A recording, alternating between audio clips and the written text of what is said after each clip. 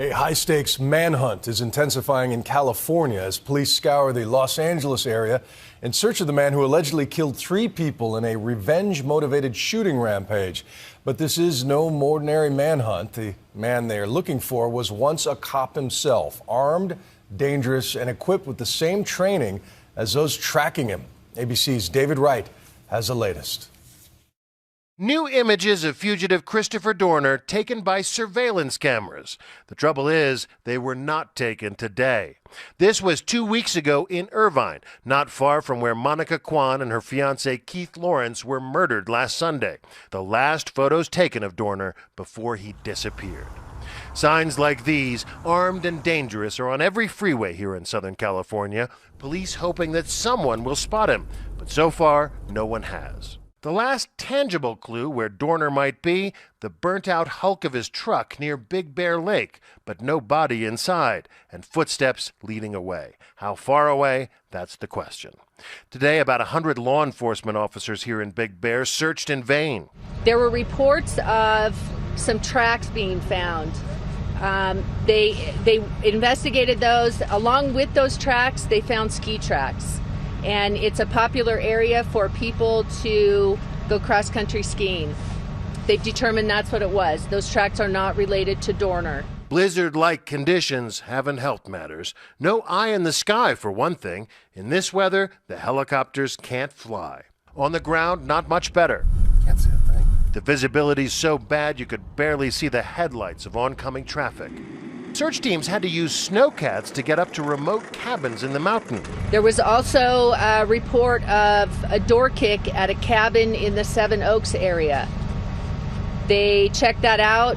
It's old damage.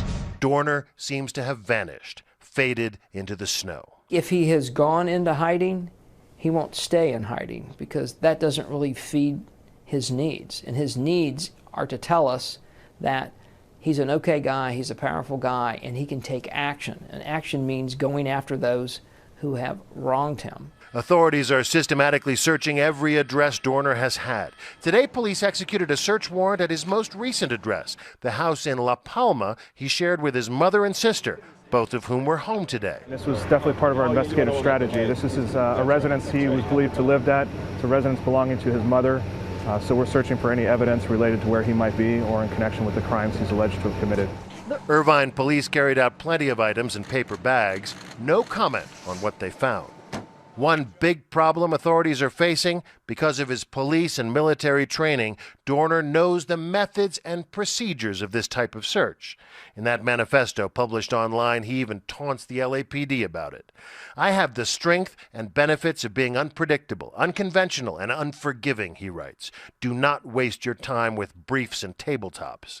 I will utilize every bit of small arms training, demolition, ordnance, and survival training I've been given. Because of police training and military training, he would maybe do the obvious, like dump his cell phones, perhaps not use his credit cards, not travel to any place that he has a previous history, because as we look for people, we go to where they have been because people feel comfortable and go to those locations. At this point, authorities are hoping he'll make a mistake. Ariana Williams knows Dorner better than most. She dated him 7 years ago and says he was unraveling even back then, always keeping weapons close by. He'd be in the bed and there'd be one by the bed. There'd be one on the kitchen counter. There may be a combat knife or something maybe I saw in the bathroom one day or in the kitchen. So there'd be several weapons just lying around in my domain. And I just thought these are things that just transpired over time that I just thought were strange. She said today she's still scared, but doubts he will come after her. I think he's got bigger fish to fry right now. I think he's got a lot more on his plate. And I think he's very angry with these people for destroying his career and for destroying him, he feels, as a person. Today, here in Big Bear, plenty of people were nervous. Brian Murphy checked in with his kids via text message and plans on keeping his gun handy. I keep it safe and unloaded. Tonight it'll be loaded. Today, the ski resort reopened. The fresh powder tough to resist, even with a manhunt underway. I'm not really too scared about it, but it's in the back of my mind thinking about it. It's funny. I told everybody I was going to Big Bear today, and they're like, "Oh my gosh, there's a killer on the loose." Craig and Christine Weiniger came here to celebrate their anniversary. Not quite what they expected when they checked into the Castle Wood Cottages, a group of mountain lodges with a medieval theme. Well, we've had to be more vigilant, a little bit more careful. I wouldn't let him go get his car charger last night. I was afraid to let him outside. At least in a place like this, you have weapons to defend yourselves. This is true. Defend the castle. Authorities say they're not giving up on their search. We're going to continue searching until either we discover that he left the mountain or we find him, one of the two. Either way, no matter how many survival skills he may have, this is unlikely to end well for Christopher Dorner. Only God knows the answer to that, but I don't think it's going to be a good thing. And you can only hide out in the snow, in the cold, for so long. At the end of the day, they're no closer to finding their man, but at least today, no one was killed or injured because of the manhunt. I'm David Wright for Nightline in Big Bear Lake.